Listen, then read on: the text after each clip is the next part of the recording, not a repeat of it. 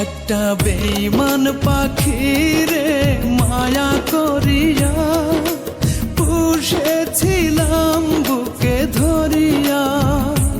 একটা বেঈমান পাখিরে স্বর্গ করিয়া বেঁচেছিলাম তার মুখ দেখিয়া। সেই পাখিটা পোষ আমার নামা